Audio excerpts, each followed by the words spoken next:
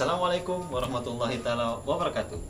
Perkenalkan, saya Jahrin Muiniam Lean, peserta Latsar CPNS tahun 2026. Saya dari gelombang 10, angkatan 15, kelompok 2. Jadi, dalam video kali ini, saya akan menceritakan tentang pengalaman saya selama mengikuti kegiatan Latsar CPNS. Dimulai dari mengikuti pembelajaran via Zoom bersama pemateri, dilanjutkan dengan mereview kembali materi-materi apa saja yang saya pelajari selama agenda 1, dan kemudian ditutup dengan menceritakan pengalaman saya selama melakukan pembelajaran mandiri. Ya, jadi pada pembelajaran via Zoom, pemateri membahas kembali tentang materi-materi yang ada pada agenda 1 di pembelajaran mandiri. Saya dan juga teman-teman peserta yang lain, kami juga aktif berdiskusi dengan pemateri, dan kami diminta untuk mereview kembali apa-apa saja yang sudah kami pelajari pada materi-materi yang ada di pembelajaran mandiri, khususnya di agenda 1. Di dalam video kali ini, saya juga akan menjelaskan kembali tentang apa saja sih yang sudah saya pelajari selama mengikuti pembelajaran mandiri, lebih tepatnya pada agenda 1. Antara lain, materi-materinya adalah: yang pertama, tentang wawasan kebangsaan dan nilai-nilai bela negara. Yang kedua, analisis isu kontemporer. Dan yang ketiga, ada materi tentang kesiapsiagaan bela negara. Dan yang terakhir, ada materi tentang konflik kepentingan. Kita mulai dari materi yang pertama, yaitu materi tentang wawasan kebangsaan dan nilai-nilai bela negara. Secara sederhana teman-teman, wawasan kebangsaan adalah cara pandang bangsa Indonesia terhadap diri dan lingkungannya, tentu dengan mengutamakan kesatuan dan persatuan wilayah dalam penyelenggaraan bermasyarakat, berbangsa, dan bernegara. Intinya adalah bagaimana kita melihat diri kita sebagai satu kesatuan yang besar, meskipun di dalamnya terdapat berbagai macam suku, ras, dan agama. Terdapat 4 konsensus dasar berbangsa dan bernegara sekaligus menjadi tiang penyangga agar bangsa kita dapat tetap berdiri dengan kokoh. Yang pertama ada Pancasila sebagai ideologi negara. Yang berikut ada Undang-Undang Dasar tahun 1945 sebagai konstitusi negara. Yang berikut ada NKRI atau Negara Kesatuan Republik Indonesia sebagai bentuk negara. Dan yang terakhir ada Bhinneka Tunggal Ika sebagai semboyan pemersatu keberagaman.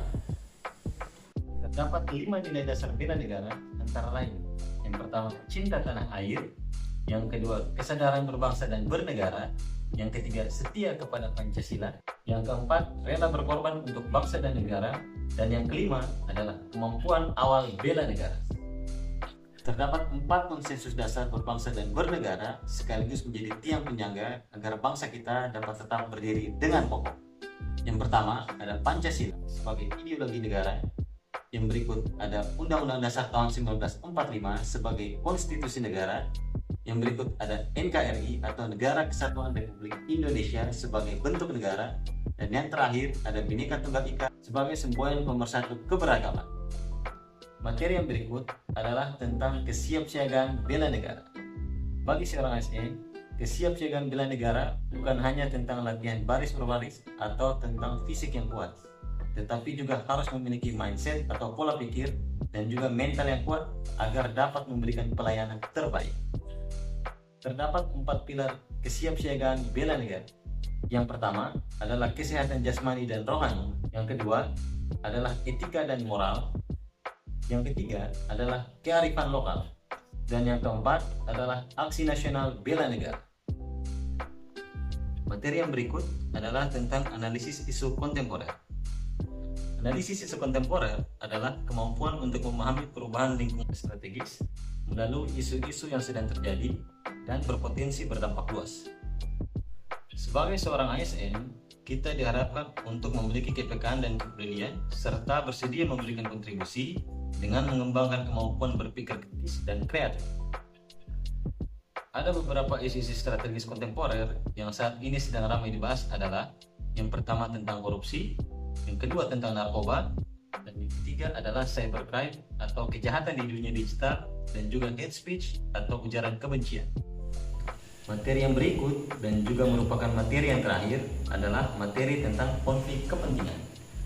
Konflik kepentingan adalah kondisi kepentingan pribadi pejabat yang dapat mempengaruhi kualitas dan netralitas keputusan atau masalah administrasi.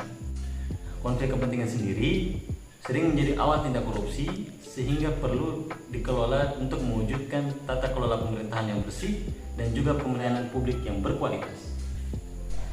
Sumber konflik kepentingan itu meliputi kepentingan bisnis, hubungan keluarga, hubungan afiliasi, pekerjaan di luar jabatan, rangkap jabatan, penggunaan pengaruh jabatan lama, dan penerimaan hadiah atau gratifikasi, serta sumber lainnya.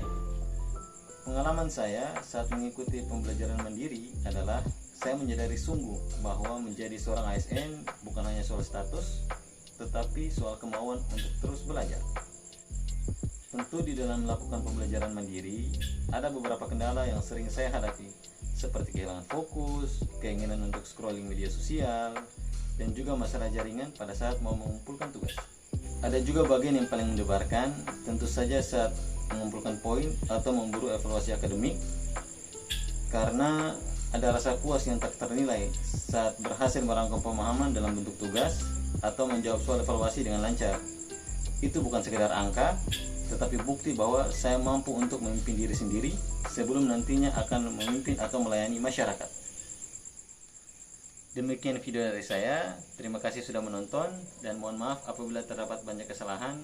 Wabillahi taufiq wal hidayah. Wassalamualaikum warahmatullahi wabarakatuh. Salam ASN berakhlak.